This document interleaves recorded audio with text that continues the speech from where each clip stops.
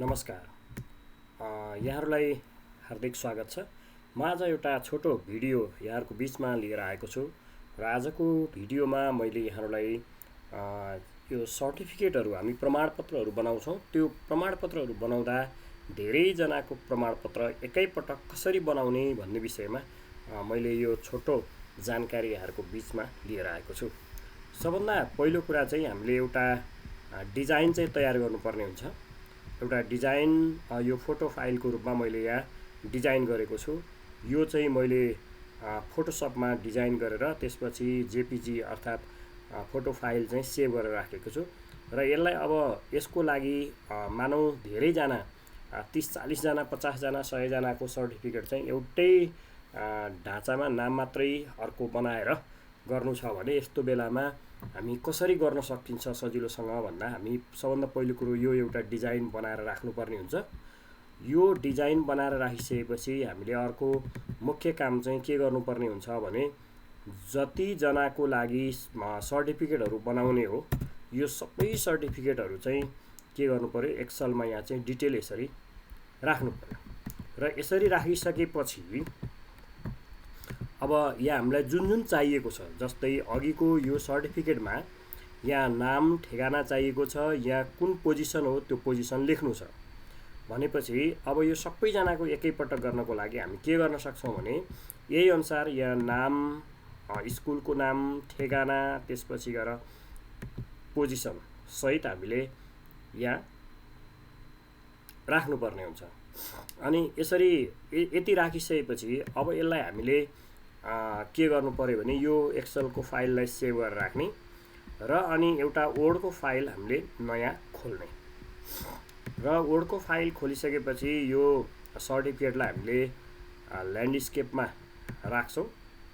यो ओरिएन्टेसन चाहिँ हामी ल्यान्डस्केपमा राख्छौँ। त्यसको लागि यहाँ पहिला चाहिँ यो वर्डको फाइलमा ल्यान्डस्केप पनि सेट गरिराख्ने र यति गरिसकेपछि सबभन्दा पहिलो काम के गर्ने भने अघि बनाएको जुन फोटो छ त्यो फोटोको फाइल चाहिँ हामीले के गर्नुपर्छ, त्यो जुन फोटो फर्मेटमा राखेको छ यसलाई चाहिँ यहाँ ल्याउनु पर्ने हुन्छ र यसलाई मिलाएर राख्ने। यसको लागि चाहिँ यसलाई हामीले यो फोटोलाई यहाँ बिहाइन्ड टेक्स्ट भनेर यसरी राखौँ। त्यसो भए चाहिँ हामीले आवश्यकता अनुसार यसलाई सानो ठुलो बनाएर यहाँ चाहिँ मिलाएर राख्न सक्छौँ।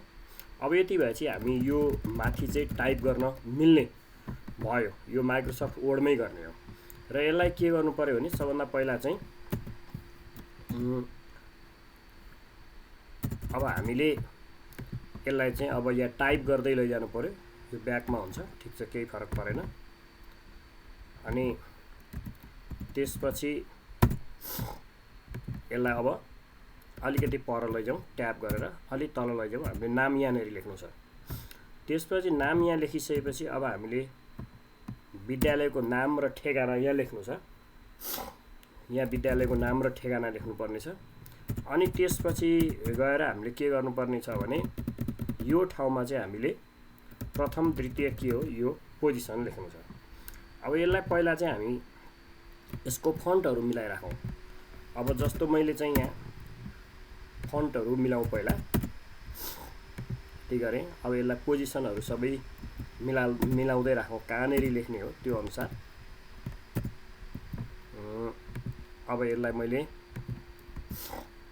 यतिसम्म गरेँ। यसलाई लाइन स्पेस पनि अलि मिलाउँ। त्यसपछि यो चाहिँ नामको ठाउँ हो, यो विद्यालयको नाम र ठेगाना हो।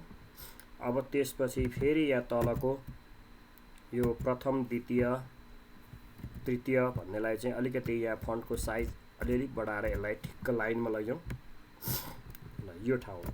अब यसलाई चाहिँ हामीले फन्टको साइज कत्रो राख्ने मिलाएर राखौँ, उताको फन्टसँग मिलोस् त्यो टाइपले राख्नु पर्यो र यति राखियो। अब यसलाई अझ अलिकति माथि तल लानु पर्यो भने यसरी मिलाएर लानु सकियो। अब यसरी एउटा पोजिसन चाहिँ हामीले सेट गऱ्यौँ। पोजिसन सेट गरिसकेपछि अब हामी के गर्छौँ भने यो कन्टेन्टको ठाउँमा चाहिँ अब हामी एउटा काम गर्छौँ। त्यसको लागि चाहिँ हामी मेलिङमा जानुपर्ने हुन्छ। मेलिङमा गइसकेपछि अब यहाँ हामीले सेलेक्ट पार्टिसिपेन्ट्स भन्ने छ, यसमा युज एक्जिस्टिङ लिस्ट हामीले लिस्ट बनाइसकेका छौँ, त्यसलाई हामीले युज गर्नु छ। त्यो कहाँ छ त भन्दा त्यो फोल्डरमा यहाँ डेटा भनेर राखेको छ, यसलाई चाहिँ हामी प्रयोग गरौँ, यसलाई ओपन गरियो र हामी सिट 1 मा काम गर्दैछौँ। सिट 1 मा ओके गर्नु, त्यसको सिट 1 मा छ। अब त्यसपछि हामी के गर्नुपर्ने हुन्छ नि, यहाँ लगेर अब इन्सर्ट मेल, यहाँ चाहिँ हामीलाई नेम चाहिएको, नेम आयो। त्यसपछि यो तल्लोको सट्टामा हामीलाई स्कुल चाहिएको, अनि कमा गरेर हामीलाई फेरि एड्रेस पनि यहीँ चाहिएको छ। अनि त्यसपछि यहाँ अघिको यसलाई पनि यही ठाउँमा राखौँ, यसलाई पनि हटाएर यसको ठाउँमा पनि के गरौँ, पोजिसन राखौँ। र अनि यसलाई अब कुन कलरमा राख्ने त्यो पनि मिलाएर राखौँ। यहाँनेरि अब जस्तो यसलाई रेड कलरमा राख्थ्यौँ, अब यो नामलाई पनि मानौँ रेड कलरमा राख्ने हो भने रेड कलरमै राखौँ।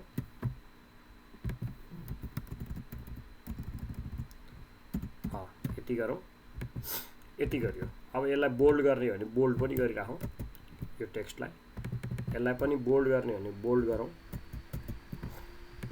यसरी राख्यो। र यति गरिसकेपछि अब हामीले के गर्नुपर्ने हुन्छ भने इमेलिङमा गएर त्यसपछि फिनिस एन्ड मर्ज गरेर एडिट इन्डिभिजुअल भनेर अनि क्लिक गरेपछि यस्तो किसिमको डायलग बक्स आउँछ। र यसमा ओके गऱ्यौँ भने अब हामीले यो सबै जुन जनाको छ, यो सबैजनाको चाहिँ यहाँनेरि मिलेर यसरी आयो।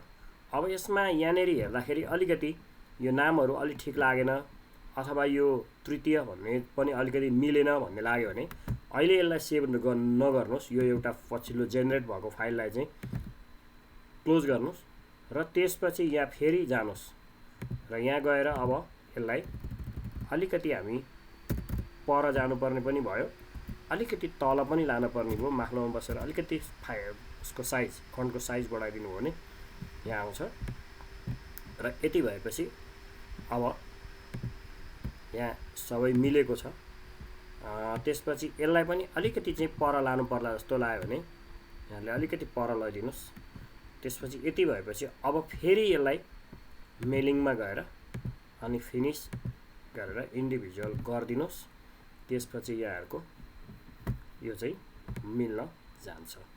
अब यो अझै मिलेको छैन, तृतीय अलि ओर बसेछ, द्वितीय कता बस्यो त्यो पनि हेरौँ। अझै पर लैजानु पर्ने जस्तो छ भने अब फेरि यो फाइललाई चाहिँ सेभ नगर्नुहोस्, क्लोज गरिदिनुहोस् र यसैलाई चाहिँ हामीले अलिकति यति गऱ्यौँ भने अब के आउने हो, यहाँबाट जेनेरेट हुने भयो। अब यो अनुसार चाहिँ अब यो सर्टिफिकेट, यहाँ प्रत्येक व्यक्तिको सर्टिफिकेट एकैपटक एउटै फाइलमा जेनेरेट भयो सबै। अब त्यसपछि यसलाई चाहिँ कलर प्रिन्ट गर्नुभयो भने यहाँहरूको यो सबै कुराहरू चाहिँ ठिक भयो। कहिलेकाहीँ हामी कार्यक्रमहरू गर्दाखेरि कार्यक्रमको यो एउटा अन्तिम नतिजा आइसकेको हुँदैन, तर हामीले यस्तो फर्मेटहरू चाहिँ अगाडि नै बनाएर राखिरह्यौँ भने जब चाहिँ यो रिजल्ट आउँछ, रिजल्ट आउनासाथ अनि त्यसपछि विजेताहरूको लिस्ट तयार गर्ने बित्तिकै अनि यो डिजाइन चाहिँ एकैपटक तयार हुनसक्छ। यसरी यो विद्यालयहरूमा, विशेष गरी विद्यालयहरूमा विद्यार्थीलाई अथवा विभिन्न प्रतियोगिताहरूमा धेरैजनालाई सर्टिफिकेट दिनुपर्दा यो तरिकाले गर्न सकिन्छ। यसको लागि पहिला डिजाइन चाहिँ तयार गर्नुपर्ने हुन्छ र त्यसपछि यसरी यो मेलिङ मर्जबाट यो काम चाहिँ गर्न सकिन्छ। हस्, धन्यवाद, नमस्कार।